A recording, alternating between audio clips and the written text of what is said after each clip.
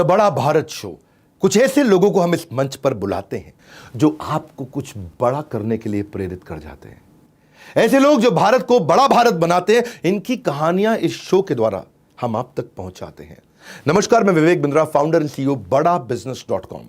बड़ा Bharat, it is a tribute to India's global brand ambassadors. Maharani Lakshmibai, Mother Teresa, Kalpana Chawla, Kiran Bedi, कितनी महान महिलाएं हमारे देश में आई हैं। क्योंकि देश की प्रोग्रेस तभी पॉसिबल है जब महिला एम्पावर्ड होगी। जब बेटी खड़ी हो जाती है तो विजय बड़ी हो जाती है। इसलिए मैं आज आपको जिनसे मिलवाने जा रहा हूं, उनका नाम है डॉक्टर दीपा मलिक।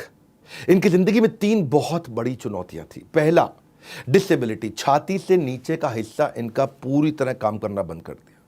इनको मल मूत्र त्यागने में, चलने में, कुछ भी कार्य करने में बहुत कठिनाई आती है। इतनी भयंकर डिसेबिलिटी। दूसरी, उनकी उम्र बहुत हो चुकी थी। और तीसरी, ये पुरुष नहीं महिला थी। महिलाओं की अपनी इतनी समस्याएं होती हैं, बहुत तरह की समस्याएं। उसके बावजूद इन्होंने हर प्रकार के धरती से आकाश तक सारे अवार्ड जीत डाले। इन तीनों के बावजूद इन्होंने सारी सीलिंग तोड़ते हुए इतने रिकॉर्ड्स बनाए कि रिकॉर्ड्स पे भी आज एक वीडियो भी रिकॉर्ड की तरह बनेगा। पद्मश्री, खेल रत्न, अर्जुन अवार्ड और 2016 में रियो ओलंपिक में मेडल जीत के आई। 5 बार president of India award, Limca book of world record, 100 से ज्यादा नेशनल इंटरनेशनल अवार्ड। ये महिला मेरे लिए बहुत बड़ी इंस्पिरेशन। इनसे मिलकर मेरी आंखों में आंसू आ गए।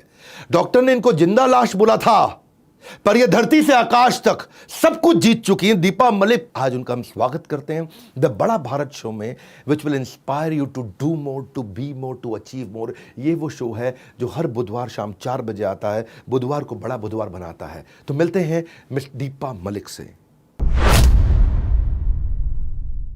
बड़ी इंस्पिरेशनल पर्सनालिटी है आपकी। मान गए आपको, हाँ मान गए बिल्कुल। मतलब मैं तो कहता हूं कि ये आपके आज वीडियो को, आपके आज बातों को कोई अगर ध्यान से सुने ना, तो एक आम आदमी के साथ आपकी लाइफ को कंपेयर करे तब समझ में आएगा। बिना कंपेरेबल के समझ में नहीं आएगा। एक आम आदमी के सर में दर्द होता है, थोड़ा सा बुखार होता है, पीठ में दर्द होता है, चलना उठना घूमना बंद कर देता है। और आपने क्या क्या कर दिया। पहले मुझे 1999 में क्या हुआ था, मैं वहाँ से शुरू करना चाहता हूँ। 1999 में आने के लिए आपको मेरे साथ एक बार 1975 में भी चलना पड़ेगा विवेक जी, क्योंकि पहली बार जब ट्यूमर आया था तो मैं छोटी बच्ची थी। और 5 साल की उम्र में पिताजी ने नोट कर लिया था कि कुछ तो पैरों में कमज़ोरी आ रही है। भागती दौड़ती खेलती चुलबुली दीपा वो अब बिस्तर पे क्यों बैठी हुई है, क्यों नहीं बाहर जाना चाहती है। 1999 जो आपने पूछा, वो एक ऐसा समय था जब उसी वर्ष मैं एक ब्यूटी कॉन्टेस्ट जीतती हूँ और उसी वर्ष मुझे ये कह दिया जाता है कि अब ट्यूमर वापस आ गए हैं। आपका ट्यूमर जब हम निकालेंगे तो या तो आप ऑपरेशन थिएटर में मर जाएंगी, या ये ट्यूमर बस्ट हो जाएगा, या इसका इन्फेक्शन फैल जाएगा, या फिर आपकी स्पाइनल कॉर्ड कटेगी और छाती का निचला हिस्सा पूरा लकवाग्रस्त हो जाएगा। मैंने ज़िंदगी को चुना। मैंने सर्जरी के लिए हाँ भरी। मुझे मंजूर था व्हीलचेयर पे रहना, क्योंकि और हस्बैंड उस समय कारगिल की लड़ाई में थे। उन्होंने तो मुझे 4 महीने बाद देखा। ये सारा कुछ हो चुका था। इनफैक्ट वो क्यों, मेरे भाई, मेरे ससुर, मेरे पिता सभी फौजी हैं। तो दोनों बेटियों को माँ के पास छोड़ के मैं अकेली दिल्ली आई, RR हॉस्पिटल। और वहाँ पे ये सर्जरी हुई। सर्जरी के बाद कॉम्प्लिकेशंस हुई, एक और सर्जरी हुई, एक और सर्जरी हुई, कोमा में रहना पड़ा। तो कितनी सर्जरीज? 3 मेजर ऑपरेशंस हैं मेरे स्पाइनल कॉर्ड के, स्पाइनल कॉलम पे, गर्दन के नीचे से। तो लगभग 200 टाँके हैं और आधे ही फेफड़े मेरे सांस भरते हैं। मल मूत्र की शक्ति है नहीं, तो क्योंकि नीचे का हिस्सा पैरालाइज, बिल्कुल पैरालाइज। अगर मैं ये दोनों हाथ ऊपर उठा लूँ, मुझे बड़ा अच्छा लगता है आपकी तरह मैं बातें करूँ लेकिन अगर मैं ये हाथ ऊपर उठा लूँगी तो फिर टॉर्सो आगे गिर जाएगा। 99 में जब आपकी ये सर्जरीज हुई, 200 टांके लगे, पिता नहीं थे यहाँ, भाई नहीं थे यहाँ, पति नहीं थे यहाँ, आप घर में उस समय रोज़मर्रा की ज़िंदगी कैसे जी रही थी? मतलब वहाँ पे आपको, आपका जो मॉर्निंग रूटीन है, आपका पर्सनल हाइजीन मॉर्निंग का, उसके बाद दिन भर। सबसे पहली चीज़ जो मैं सिखाती हूँ अपने जीवन से, वो कहती हूँ कि तैयारी जब अच्छी हो तो फिर चिंता कम हो जाती है। तो मैंने जाने से पहले ही अपने घर को पहले तो मैंने इस शरीर के बारे में सीखा। जब डॉक्टरों ने कहा कि आप पैरालाइज हो जाएंगी, तो मैंने उसके बारे में काफ़ी स्टडी करी जाने से पहले ही। तो मुझे अपनी तैयारी करनी थी और मैंने अपने घर को उस प्रकार से तैयार किया। लकड़ी के रैम्प बनाए, बाथरूम को कस्टमाइज़ कराया, एक व्हील चेयर खरीदी, एक स्पेशल बेड मैंने एक फ्रेंड के क्लिनिक से उधार लिया, वाटर जेल मैट्रेस खरीद लिया। इंटरकॉम का इतना सुविधा नहीं पता थी, तो वो बेल होती है, रिमोट बेल्स, वो पड़ोसियों के घर में लगा लिए। मैंने अपने जेवर बैंक लॉकर में रख दिए। बच्चों के टीचर्स को मैं मिल ली कि एक्स्ट्रा ध्यान दीजिएगा। मैं शायद अब, क्योंकि मुझे लगा था कि जैसे मैं बचपन में एक बार दोबारा चल पड़ी थी, मुझे अपनी मेहनत पे विश्वास था। मुझे लगा कि डॉक्टर्स कह रहे हैं मैं पैरालाइज हो जाऊंगी, लेकिन मैं मेहनत करके दोबारा चल पड़ूंगी। कहीं ना कहीं मुझे ऐसा अंदर से भरोसा था अपने ऊपर, और मैंने कभी अपने आप को ये सोचने नहीं दिया कि मैं मर जाऊंगी या मैं दोबारा नहीं चलूंगी। इस उम्मीद के साथ, मैंने पूरी तैयारी के साथ मैं दिल्ली आई थी ऑपरेशन कराने के लिए। दीपा जी, अगर हम कंपेयर करके देखें, एक आदमी जिसके 6 पैक एब्स हैं, फिट है, एकदम सॉलिड, बिल्कुल 2 घंटा वर्कआउट करता है, उसको भी बोले कि यमुना नदी में आप लगातार स्विमिंग करके दिखाओ, उसको पार करके दिखाओ, वो आपने करके दिखाया बिना पाँव के, हाथों से। वो नहीं कर सकता है। आपको Limca book of world record में आ गया है। 58 किलोमीटर के लिए आपने बाइक चलाई, तो पहली बार आपने उस समय रिकॉर्ड बनाया। अब तो आपने बहुत चला ली। उसके बाद आपने चेन्नई से लेकर दिल्ली तक आपने गाड़ी ड्राइव करके दिखाई। उसके अलावा आप हाई ऑल्टीट्यूड पासेस पे 9 दिन लद्दाख आप ड्राइव करके आए। ये सारे वो काम किए आपने। और जब आपका एक निचला हिस्सा काम नहीं कर रहा है रोज़, जब मैं ये सुना कि भाई अब आपको, क्षमा चाहता हूँ कहना पड़ रहा है कि मलमूत्र त्यागने में भी तकलीफ़ हो रही है, आपकी बेटी आपको अनीमा दे रही है, और मैं जानता हूँ मतलब वो तकलीफ़ रोज़ कैसे होती है, तो हम बोलते तो हैं कि नारी नहीं है बेचारी। आपके केस में ये अद्भुत कार्य, अपने इतने वर्ल्ड रिकॉर्ड बनाए, ये किए कैसे आपने? मतलब स्विमिंग तो बहुत ही डिफ़िकल्ट है। मेरे घर में स्विमिंग पूल है, पर मैं 4 ब्रेथ मारने के बाद लगता है यार 4 लेंथ कब मारूंगा इकट्ठे। कैसे किया आपने? देखिए, जब मैं चलती फिरती थी, मैं एक गृहिणी थी, 2 बच्चों की माँ थी, एक आर्मी वाइफ थी, और मैं अपनी उस पहचान से खुश थी, क्योंकि उस पहचान पे कभी किसी ने सवाल नहीं उठाया। लेकिन टांगे जाने के बाद सवाल उठ गए। छाती का निचला हिस्सा लकवाग्रस्त होने के बाद सवाल उठ गए। ये कैसी माँ बनेगी, ये क्या खाना खिलाएगी, इसके पति की तो अब दूसरी शादी कर देनी चाहिए, जब तक ये घर में रहेगी हाय ये तो बोझा रहेगी। मतलब कोई ये हिम्मत को दाद नहीं दे रहा था कि अब भी जीने की इच्छुक है। ये वो नारी है जो माँ है, और वो अपने 2 बच्चों को बड़ा होता हुआ देखने के लिए जीवित रहकर खुश रहना जानती है। लेकिन हमेशा जिसको देखो वो मेरे बारे में बात कर रहा था, और मेरी कोई अपनी आइडेंटिटी ही नहीं रह गई थी। बस आइडेंटिटी के नाम पे हाय बेचारी, अपंग, बोझा, इसके ऊपर खर्चा हो जाएगा। मैं खुद ही अपने आप को ढूंढने निकली थी, मुझे एक पहचान बनानी। बहुत टाइम से ये बोला करता था कैमरा पे कि ब्रेक डाउन को ब्रेक थ्रू में कन्वर्ट करो, क्राई को ट्राई में कन्वर्ट करो। आप पर ये जो आपने करके दिखा, स्ट्रांगली मेंटल को मेंटली स्ट्रांग करो, मुझे लगता है कि आज आपको देख के मैं रियलाइज़ कर पा रहा हूँ आपको चैलेंज को एक्सेप्ट करने का एक जुनून है आपके मन में। मुझे लगता है कि जब कोई मुझे कहता है ये नहीं कर सकते, तो वही मेरा अब तो यही करेंगे। हाँ, वो मेरा एक एनर्जी पॉइंट, एक एंकर बन जाता है। माँ अच्छी नहीं बनेगी। आज मेरी दोनों बेटियाँ बहुत आत्मनिर्भर हैं, बड़ी हैं, बहुत अच्छी सिटीज़न हैं। खाना नहीं बनाएगी तो रेस्टोरेंट चला दिया। ये कैसे पहियों पे बैठ गई, तो मैंने नए पहिए चुनकर मोटरसाइकिल भी चला ली, उन पे रिकॉर्ड बना लिया, रेट द हिमालय। और इन दिस प्रोसेस ये एक सिर्फ मेरी वैल्यू एडिशन नहीं थी विवेक जी। जो मुझे खुशी है, जिस बात का मुझे गर्व है कि ये सारे वो इनिशिएटिव हैं जिसमें मैंने अपने आप को भी ढूंढा, और मेरे जैसे कई लोगों के लिए भी एक रास्ता ढूंढा। मैं सबको बता देना चाहता हूँ, मैं स्विमर भी हो गई, एडवेंचर स्पोर्ट्स में सॉलिड पार्टिसिपेंट हो गई, जीत के निकली, इंटरनेशनल एथलीट बनी, बाइकर बनी, एंटरप्रेन्योर बनी, मोटिवेशनल स्पीकर बनी।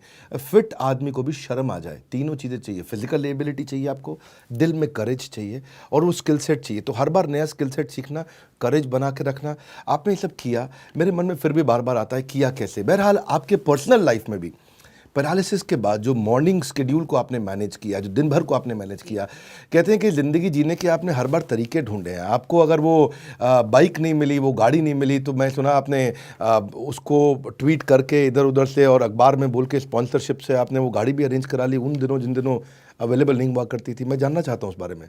देखिए उस वक्त तो सब यही कहते थे कि इसका दिमाग फिर चुका है, और मैंने ऐसे ही हंसी खेल में कहा था कि मोटरसाइकिल भी चलाऊंगी, गाड़ी भी चलाऊंगी, गाड़ी जब चलाऊंगी तो हाईएस्ट मोटरेबल रोड्स पे चलाऊंगी, और मोटरसाइकिल चलाऊंगी तो उस वक्त का जो एक Bollywood hero icon John Ibrahim होते थे कि, और मैंने कहा मोटरसाइकिल चलाऊंगी और जॉन इब्राहिम के साथ चलाऊंगी, और दुनिया बोलती थी पागल हो गई है। और आप देखिए मोटरसाइकिल बनी भी। मैं घंटों बैठी, मैंने कम से कम कई मैन्युफैक्चरर्स के पास में गई, और ये मैं तब हीरो होंडा एक होता था, और मैंने बहुत चिट्ठियाँ भी लिखी, नहीं हुआ। लेकिन जब मेरी नारायणा में एक कस्टमाइज बाइक बनी, KRP ने बनाई, तो मुझे MTV Hero Honda Roadies program में भी इनवाइट किया गया। अच्छा। और बाद में तो आप KBC में भी आई थी। KBC में तो मैं रिसेंटली आई, वो मेरी बिटिया की वजह से, जो वो बहुत अच्छा NGO चला रही हैं। लेकिन उस वक्त जो मैंने कहा था कि मैं जॉन इब्राहिम के साथ चलाऊंगी, तो एक नहीं, दो नहीं, 3 बार जो मेरी बाइक रैलीज थी, जिसमें 1600 बाइकर्स को मैं लीड कर रही थी मुंबई में। राइड फॉर सेफ्टी हमने करी थी, हेलमेट अवेयरनेस, एड्स अवेयरनेस को लेके, कई सोशल कॉजेज़ को लेके मैंने कई बार बाइक रैलीज करी हैं।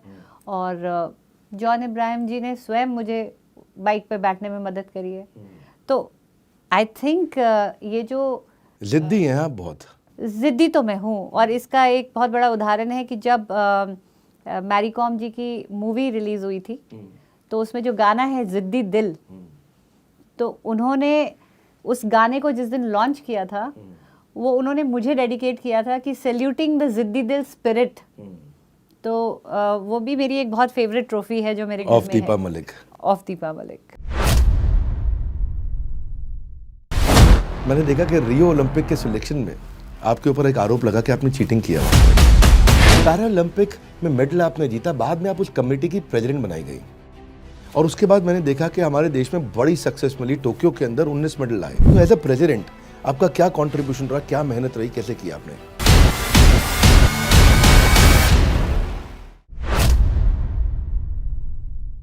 ये जो आपके कंधों की ताकत है, ये जो यमुना रिवर आपने पार करी है, ये जो आपने प्रिपरेशन करी है, ये जो आपने तैयारी करी है, इतनी पावर अपने कंधों में भर ली कि यमुना नदी तैर करके इन्होंने पार कर ली। हाँ, एक बार थोड़ा जोर से बोलो, यमुना नदी पार कर ली। देखो ये बड़ा अच्छा लगा मेरे को आपका। लेकिन इतने सारे टैग्स हैं आपके ऊपर, आप स्पोर्ट्स लेजेंड है, आप एंटरप्रेन्योर, आप एक मोटिवेशनल स्पीकर है, आप एक फॉर्मर ब्यूटी क्वीन है, आप एक लवली मदर है, आप इतने सारे टैग्स है, कौन सा आपको पसंद है इनमें से? इसमें सबसे ज़्यादा पसंद शायद मुझे वो टैग आता है जब मैं पॉलिसीज़ के लिए आगे बढ़ के लड़ाई लड़ी, और मुझे member of 5 year planning commission बनाया गया, जो बाद में नीति आयोग में तब्दील हुआ। और उसके बाद मुझे एक अवार्ड मिला है, विमेन ट्रांसफॉर्मिंग इंडिया अवार्ड, जो यूनाइटेड नेशन और नीति आयोग ने दिया। मुझे लगता है वो कहीं ना कहीं मेरी देशभक्ति का एक प्रतिरूप है, मेरी मेहनत का एक सही प्रतिबिंब है कि एक महिला को जब ये कह दिया जाए कि आप पूरे देश को ट्रांसफॉर्म कर रही हैं, तो वो मेरी मेहनत का एक वैलिडेशन है, मेरी जर्नी का एक सर्टिफिकेशन है कि जो मैं करने निकली थी, जो माइंडसेट में बदलने निकली थी, शायद कहीं ना कहीं उसमें मैं थोड़ा बहुत सक्सेसफुल हूँ, जो मुझे ये अवार्ड से सम्मानित किया गया। और मैं इतने गर्व से कहती हूँ कि वही अवार्ड 3 साल बाद मेरी बेटी ने भी जीता है। अरे वाह वाह, guys everybody come on, let's acknowledge this outstanding, this outstanding. हमारे ना आपकी बेटी को और आपको देख के ना, मैं आज एक अपने टीम मेंबर के बारे में बताना चाहता हूँ आपको जी। सीनाक्षी राणा, ये हमारी टीम में हमारे साथ काम करती हैं। We very proud of her. Seenakshi एक यंग लड़की, उस बेचारी को 6 साल तक वो बेड रिडन थी, और 6 साल बेड रिडन होने, क्यों बेड रिडन थी? क्योंकि उसको उसकी रीढ़ की हड्डी के अंदर एक अजीबोगरीब ट्यूबरक्लोसिस हो गया था 2015 में जी। तो वो चल नहीं सकती थी, और कोविड के दौरान उनके हस्बैंड का बिजनेस भी ख़त्म हो गया कोचिंग का, तो फिजिकल कोचिंग वो किया करते थे। और सीनाक्षी ने हमारे को 2020 में कोविड के बाद ज्वाइन किया। बहुत मोटिवेट हुई, बहुत ज़बरदस्त तरीके से। वो हमारी IBC है, इंडिपेंडेंट बिजनेस कंसल्टेंट है, पर हमारी टीम में ही है वो, फुल टाइम हमारे साथ काम करती हैं। आज उन्होंने 20 लाख रुपए का रेवेन्यू किया, और जो उनके लिए 20 लाख था वो बहुत इंपॉर्टेंट था, वैल्यूबल था। उन्होंने अपने कर्ज़ों को निपटाया, और कहीं ना कहीं मुझे लगता है कि वो आपसे इंस्पायर्ड हैं। लेकिन मुझे लगता है आज पूरे देश को, अगर हम अपने पोस्ट प्रोडक्शन टीम को बोलें कि सीनाक्षी राणा जी का भी फोटोग्राफ दिखाएं यहाँ पे, पर जैसे जैसे आप आगे बढ़ते हैं मैं एक इम्पॉर्टेंट कहानी बताना चाहता हूँ, यहाँ चर्चा करना चाहता हूँ सबसे, कि जब आप जीवन में आगे बढ़ते हैं और आगे बढ़ रहे होते हैं तो आपको पीछे खींचने वाले बहुत लोग तैयार होते हैं। और पीछे जो खींचने वाले हैं उनमें मैंने देखा कि रियो ओलंपिक के सिलेक्शन में आपके ऊपर एक आरोप लगा कि आपने चीटिंग किया वहाँ पे, और वो आरोप बाद में हाई कोर्ट में आपने वो केस लड़ा और आप वो केस जीती भी। लेकिन जब वो आरोप लगा था तो ऐसा बोला गया था कि भाई आप तो पैसे वाली हैं और आपके पास पावर है, आप इंटेलिजेंट हैं, इसीलिए आज आपका सिलेक्शन हो गया, और किसी और देवी जी ने वो आप पे आरोप लगाया था। अगर मेरी ज़िंदगी में सबसे दुखी पल था तो वो था, क्योंकि जिसकी पूरी बैकग्राउंड आर्मी की है, जो ऑनेस्टी, इंटीग्रिटी, लॉयल्टी की एक सर्विसेज है, और उन्हीं वैल्यूज़ के साथ मैं बड़ी हुई हूँ। तो क्या हुआ था केस में? हुआ ये था कि एक ही स्लॉट आया था महिला खिलाड़ी के लिए, क्योंकि इतने नंबर ऑफ खिलाड़ी खेलते हैं, और इतने नंबर ऑफ खिलाड़ी खेलते हैं तो उसके प्रपोर्शन में एक स्लॉट आता है, एक फार्मूला है 3:1 का।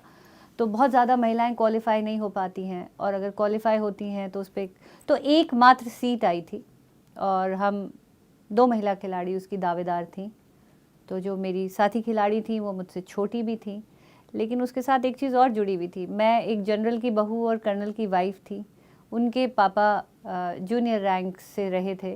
तो यहाँ तक भी सवाल हुए कि क्योंकि मैं एक सीनियर ऑफिसर की बहू या बेटी हूँ, इसलिए आपको फेवर तो मेरे को फेवर कर दिया गया। मैं इंग्लिश बोलती हूँ इसलिए फेवर कर दिया गया, या मैं ऑलरेडी एक अर्जुन अवॉर्डी हूँ, तो मैंने अपना प्रेशर डालकर या अपना इन्फ्लुएंस डालकर अपनी जो फाउल थ्रोज थी उसको भी लेजिटिमेट करके, और कहीं ना कहीं क्योंकि हुआ ये था कि 2015 तक मैं जैवलिन खिलाड़ी थी, और 2016 में मेरा इवेंट चेंज हो गया और शॉटपुट ही आया मेरी डिसेबिलिटी कैटेगरी में। मात्र 15 से 11 महीने थे मेरे पास क्वालिफाई होकर ट्रेनिंग लेने के एक नए स्किल सेट के लिए। मैंने पूरी जान लगा दी, पूरी मेहनत कर दी, क्योंकि मुझे ये मेडल चाहिए था। मुझे पैरालंपिक का मेडल जीतना ही था। लंदन पैरालंपिक्स में मैं नहीं जा पाई थी, तो और किसी ने ये भी कह दिया था कि अर्जुन अवार्ड मिल गया है, बड़ी लकी हो, प्रेसिडेंट के साथ फ़ोटो हो गई, अब घर जाओ, रिटायर हो जाना चाहिए, बूढ़ी हो गई हो। तो मैंने ठान लिया था कि मुझे पैरालंपिक का मेडल बनाना है। और जिस दिन हमारा क्लासिफिकेशन के लिए और सिलेक्शन के लिए हमारा जो एक ट्रायल हुआ था फाइनल, उसमें मेरी थ्रो वर्ल्ड नंबर 1 के लेवल पे गिरी थी। तो उन्होंने बोला ये हो ही नहीं सकता, हाउ कैन शी इम्प्रूव। मैं 3.67 से क्वालिफाई करके 11 महीने के अंदर 4.48 पे पहुंची थी। और ये अक्सर मैं एंटरप्रेन्योर्स को भी बोलती हूँ कि with in 1 year I had given 30% of growth. क्या आप कर सकते हैं? मैं 40 वर्ष की आयु में। तो वहां पे उन्होंने बोला कि ये फेंक ही नहीं सकती। नहीं, केवल ये 30% ऑफ ग्रोथ नहीं है। मैं आपको शॉटपुट का जो एक इवेंट है, एक मिनट लूंगा। इसका पीछे जो बिजनेस मैथमेटिक्स है वो थोड़ा अलग है। 30% of growth competing against the world's best. 30% of growth अगर छोटे बेस पे हो तो आसान है। कोई आदमी 10,000 रुपया महीना कमा रहा हो, 13,000 रुपया महीना कमा ले, आसान है। लेकिन कोई आदमी ऑलरेडी वर्ल्ड के नंबर 1, 2, 3 से कम्पीट कर रहा हो और फिर 30% ग्रोथ, तो ये ग्रोथ बहुत बड़ी है। सॉरी, मैं आपको बीच में टोका। नहीं बिल्कुल। और वो जो थ्रो था, उन्होंने बोला ये फेंक ही नहीं सकती। इट इज़ ह्यूमनली इम्पॉसिबल कि आप 11 महीने में एक नया स्किल सेट सीखते हो और अपना गोला लगभग 1 मीटर बढ़ा लेते हो। तो मुझे उस पर चैलेंज किया गया था। और फिर बिल्कुल 12 जो अगस्त थी, उस दिन वो लास्ट वर्किंग डे था जिस पे वो मेरी एंट्री जानी थी।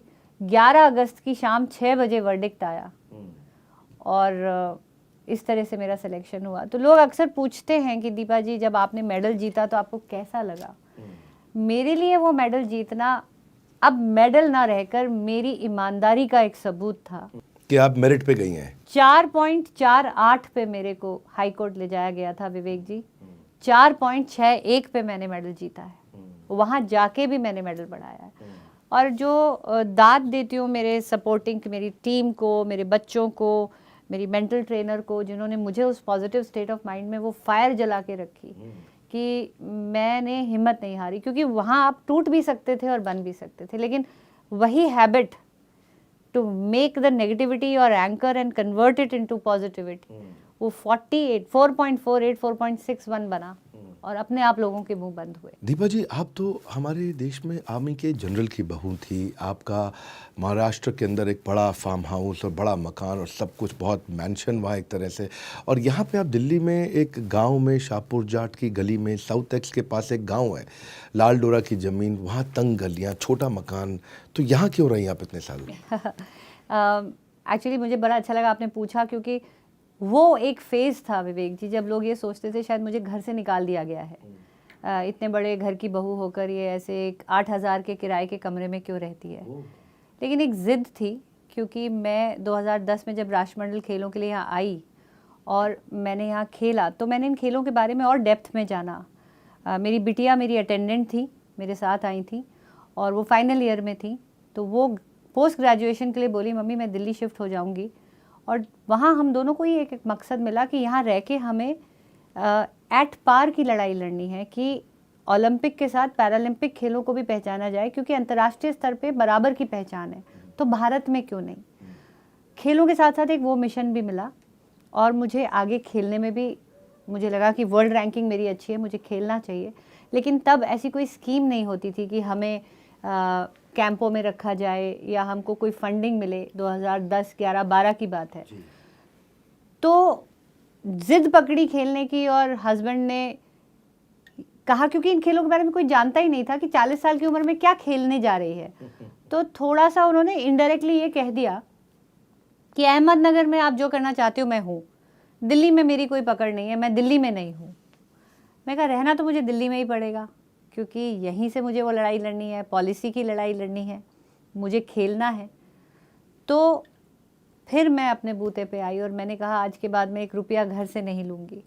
तो उस वक्त उतना ही पैसा था, एक जैवलिन 1 लाख रुपए का आता है, फिर फिजियोथेरेपी की फ़ीस, फिर जिम की फ़ीस, तो बहुत पैसे बचाने पड़ते थे। और वहाँ से एशियाड विलेज पास था और श्री फोर्ट स्पोर्ट्स कॉम्प्लेक्स और जवाहरलाल नेहरू स्टेडियम पास था, तो इसलिए वहाँ पे एक कमरा लेके मैं रही और खुद ही फिर, और वहीं से मेरा एक मोटिवेशनल स्पीकर का अवतार भी जगा, क्योंकि जब मैं मोटिवेशन के तौर पे अपनी कहानी कॉर्पोरेट्स में शेयर करने लगी तो थोड़े बहुत पैसे भी मिलने मिले, और जब पॉलिसीज़ आई तब जाके पैसे मिले। और आज इसी शहर में मैं एक पेंट हाउस में रहती हूँ जिसमें 1 रुपया भी किसी से मांग के नहीं बनाया है। ओलंपिक का मेडल आप जीत के आए, जीवन में बड़ा बदलाव आया होगा उसके बाद में, क्योंकि ओलंपिक का मेडल तो ओलंपिक का मेडल है, कितने भी अवार्ड रिवॉर्ड आपको रिकग्निशन मिले, उसके बाद अच्छा बहुत से लोग ऐसे रहे होंगे जिन्होंने पहले क्या क्या बोला और उसके बाद अब वही लोग जो है बोलते होंगे कि भाई हमारी बेटी है, हमारे घर की है।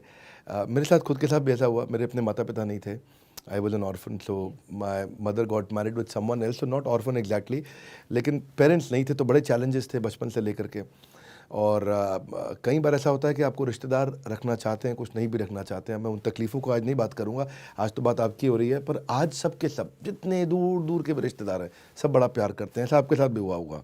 सोच तो इतनी बदल गई है अब कि जब ओलंपिक में योगेश्वर दत्त का मेडल मिस हो गया था, तो मैं तो एक तो आउटसाइड कम्युनिटी की लड़की हूँ, मैं एक पंजाबी हूँ जो जाटों के घर आई थी, ऊपर से मैं बीमार हो ली, तो फिर भी उसके बावजूद एक गांव की बहू थी जो जाट नहीं थी, फिर भी लोगों ने ये कहा कि कोई बात नहीं, अभी हमारे गांव का एक शेर बाकी है, ओलंपिक में मेडल नहीं आया, पैरालंपिक में पक्का आएगा। तो आप इस एक लाइन में देखिए, गांव में पहली चीज़ एक बहू को जो अपंग है शेर गांव का कहा जा रहा है, तो उसमें आप जेंडर कन्वर्जन देखिए, उसके अंदर भी एक लड़के जितनी पावर देखी जा रही है बहू के अंदर, गांव का शेर। और दूसरी चीज़ पैरालंपिक और ओलंपिक को एक समान समझा जा रहा है, ये है नए भारत का रूप। बहुत सुंदर, और इसीलिए हम लेके आए हैं आपके लिए बड़ा भारत। और लोगों से मिलवाना चाहता हूँ आपको, ऐसे कमेंट बॉक्स में बताते रहिए किससे मिलना चाहते हैं, लेकिन मैं अब आपको अगले सब्जेक्ट पे ले जा रहा हूँ, मेरे लिए इंपॉर्टेंट है वो। पैरालंपिक में मेडल आपने जीता, बाद में आप उस कमेटी की प्रेसिडेंट बनाई गई, और उसके बाद मैंने देखा कि हमारे देश में बड़ी सक्सेस मिली, टोक्यो के अंदर 19 मेडल आए, जो आई थिंक आज तक के हाईएस्ट रहे हैं। आपका क्या रोल था, कैसे कंट्रीब्यूट किया, और जो प्रॉब्लम्स आपने फेस करी हैं तो आपने ज़रूर उसके लिए कुछ ना कुछ काम किया होगा, तो एज अ प्रेसिडेंट आपका क्या कंट्रीब्यूशन रहा, क्या मेहनत रही, कैसे किया आपने? देखिए, जिस वक्त मुझे प्रेसिडेंट की कुर्सी पे बिठाया गया उसके एक हफ्ते के अंदर पैंडेमिक फुल स्विंग में आया, कोविड-19 का लॉकडाउन। तो एकदम से एक एथलीट से एडमिनिस्ट्रेटर के रोल में आना, और वो भी एक ऐसी कुर्सी पे बैठना एक ऐसे वक्त में, अगेन जिसका कोई बता नहीं सकता कि पेंडेमिक में आपको फेडरेशन कैसे चलानी है। तो एक बार फिर मेरे लिए बहुत बड़ा नया रोल था, लेकिन एक ही प्रिंसिपल मैंने अपनाया कि जब मैं एथलीट थी तो मुझे अपने एडमिनिस्ट्रेटर से क्या अपेक्षा रही।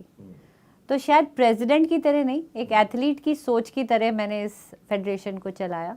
And I was very fortunate, team भी बहुत बेहतरीन थी हमारी, सबने जुड़ के काम किया। मैं बिल्कुल अकेले इसका क्रेडिट नहीं ले सकती, लेकिन एथलीट की क्या ज़रूरत होती है, क्या टाइम बाउंड ज़रूरत होती है, अगर उसको अपनी फंडिंग चाहिए, अगर उसको अपनी प्रोस्थेटिक लेग चाहिए, अगर उसको प्रैक्टिस के लिए एम्यूनेशन चाहिए, अगर उसको अपना न्यूट्रिशन चाहिए, तो एक एथलीट की ट्रेनिंग में सब कुछ टाइम बाउंड होता है।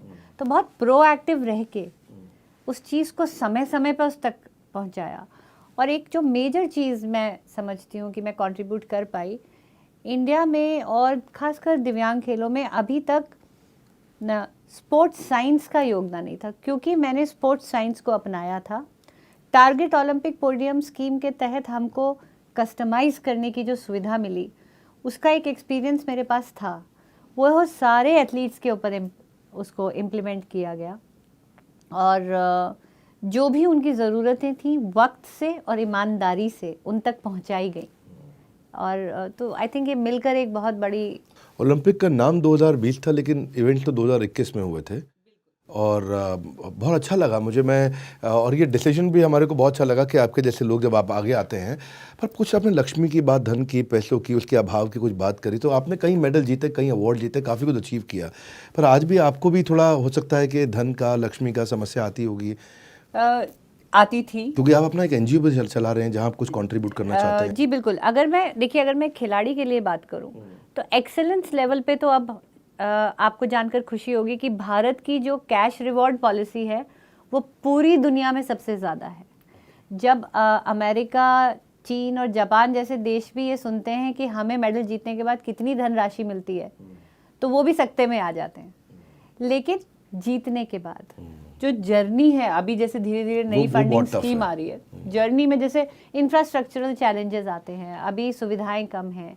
गांव का अगर बच्चा खेलना चाहता है तो कितनी दूर में उसको एक स्टेडियम मिलेगा, या अगर वो घर पे अपनी सुविधा क्रिएट करना चाहता है तो उसको एक फिजियोथेरेपिस्ट चाहिए, एक नर्स चाहिए। जैसे अगर मेरी जैसी सिचुएशन है, अनीमा लेना है, कैथेटराइजेशन करना है, डायपर्स का खर्चा अलग है, आपको फिर इंजरी मैनेजमेंट भी करना पड़ता है, सही न्यूट्रिशन डाइट भी चाहिए, और transportation end to end accessibility के साथ चाहिए। आप घर से निकलकर स्टेडियम तक पहुंच रहे हैं, स्टेडियम से वापस घर आ रहे हैं, तो क्या कोई ऐसी गाड़ी है जिसमें आप अपना पूरा तामझाम लेके, एक थ्रो चेयर होती है इतनी बड़ी, फिर जैवलिन होते हैं 2.5 मीटर के, क्या आप एक दिव्यांग व्यक्ति अकेला ये सब लेकर पहुंच सकता है स्टेडियम, या उसको सपोर्ट करने वाले भी लोग कम होते हैं। तो एनजीओ हमने स्टार्ट किया है। ऑफ कोर्स अब मुझे बड़े स्तर पे काम करने का मौका मिल रहा है एज अ प्रेसिडेंट। मेरी क्या नाम है आपकी एनजीओ का? मेरी बिटिया ने स्टार्ट करी है व्हीलिंग हैप्पीनेस। व्हीलिंग हैप्पीनेस जी।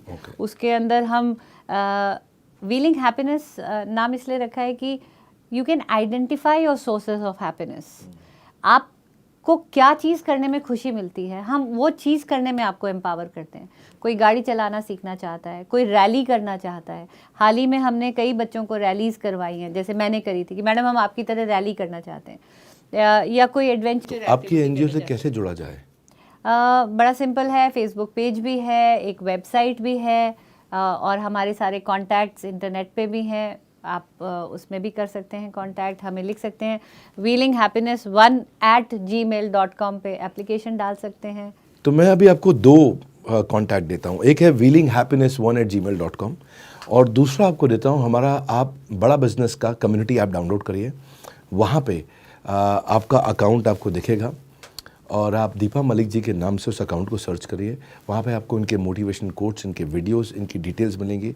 और रियल भारत है सारा का सारा हमारे इस कम्युनिटी ऐप में, क्योंकि हम एक पहली ऐसी ऑर्गेनाइजेशन है दुनिया में जिसने लिंक्डइन के बाद, फेसबुक के बाद आज ट्विटर के बाद, इंस्टाग्राम के बाद एंटरप्रेन्योर्स की एक कम्युनिटी बनाई है। तो हजारों लाखों लाखों एंटरप्रेन्योर्स हैं और आप सब आकर के जुड़ सकते हैं। बस बड़ा बिजनेस ऐप डाउनलोड करिए और आपके नाम की स्पेलिंग मैं अगर ठीक बोलता हूँ तो DEEPAMALIK।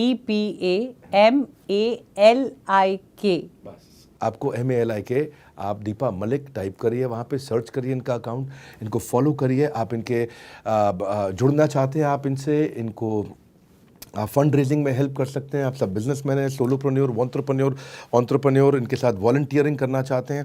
सो कंक्लूजन अगर मैं दूं आपके साथ इस अद्भुत चैट का, आज हमारा पूरा जीवन शायद इसी में चला जाता है कि हमारे पास क्या नहीं है और हम जो हमारे पास है उसको सेलिब्रेट करना भूल जाते हैं। जो चीज़ नहीं है उसकी इच्छा रखते हैं। सो और मेहनत करना देखिए अच्छी बात है, लेकिन जो है उसको धन्यवाद की भावना रखनी चाहिए। और आई थिंक वो दीपा जी ने जो बोला, मैं ज़िंदगी जीना चाहती हूँ अपनी बेटियों के साथ, अपने लिए, और उसके बाद हर चुनौती से लड़ी, आगे बढ़ी, जो उनके पास है उसको धन्यवाद किया। मुझे लगता है कि मेरे और आपके हाथों और पैरों दोनों की शक्ति इनके हाथों के अंदर है। मुझे लगता है कि आपके पैरों की जो शक्ति है और जो हाथों की, जिससे दोनों से मिलकर आप तैरते हैं, वो अकेले इनके हाथों के अंदर है।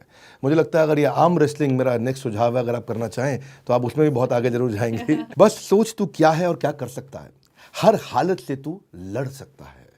अपनी किस्मत को मत दे दोष, बस कुछ अलग करने की सोच, कुछ अलग करने की सोच। आज जो बात आपने किया मेरे साथ में बड़ा भारत शो में आप आने के लिए, दीपा जी आपका बहुत बहुत धन्यवाद। You are an inspiration to millions. Your life lesson जो मुझे बहुत अच्छा लगा, एबिलिटी बियॉन्ड डिसेबिलिटी। और ऑडियंस आप सबसे कहूँगा कि आपके सपोर्ट के बिना हम ये नहीं कर सकते कभी भी। मैं चाहता हूँ कि बी हर मैसेंजर, आप सबसे रिक्वेस्ट करूंगा, बी हर मैसेंजर। कम से कम आप 1 लाख लोगों को ये वीडियो को शेयर करिए। अपने इस मिशन में नहीं रखेंगे कोई लिमिटेशन, आपके शेयर करने से मिलेगा हमें बहुत बड़ा मोटिवेशन। इनका एक्सेप्शनल इनिशिएटिव, इनकी एक्सेप्शनल स्टोरी, इनकी एक एक्सेप्शनल अचीवमेंट, उसके लिए आपका हमें चाहिए एक्सेप्शनल सपोर्ट। इस वीडियो को पहुंचाइए, हर महिला को पहुंचा दीजिए, कम से कम इतना करिए। उसके बाद देखते हैं बाकी देशवासियों को पहुंचाएंगे, पर पहले हर महिला को ज़रूर पहुंचा दीजिए, क्योंकि अब नारी नहीं है बेचारी। शेयर करिए, नीचे कमेंट बॉक्स में मुझे बताइए कि आप अगले वीडियो में किससे मिलना चाहेंगे, किसको आप देखना चाहते हैं इस शो के अंदर। रेकमेंड करिए, आपके हर कॉमेंट को आकर के मैं पढ़ूंगा। बड़ा भारत का इस शो को ज्वाइन करने के लिए, बड़ा बिजनेस की ऐप को डाउनलोड करके इस एंटरप्रेन्योरियल कम्युनिटी को और बड़ा करने के लिए, हमारे साथ जुड़ के इस वीडियो को शेयर करने के लिए, वर्ल्ड के नंबर 1 एंटरप्रेन्योरियल यूट्यूब चैनल पे आने के लिए आप सबका हृदय की गहराई से प्रेम पूर्वक बहुत बहुत धन्यवाद। दीपा मलिक जी आपका विशेष धन्यवाद। Thank you, thank you. Salman Khan के गांव से आने वाली एक लड़की जो घर पे बैठ करके टीवी देख करके इतना अच्छा अंग्रेजी बोली, तो ये आपने कैसे सीखा? इंग्लिश बोलने से ना लोगों को डर लगता है। आपको क्या लगता है देश में इंग्लिश का इतना हवा क्यों है? पर आपको, मेरे को देख के लगा कि आप मार्क्स के लिए आपने पढ़ाई नहीं करी, क्योंकि आप 13 की एज में आपने 12th कर ली थी। कैसे?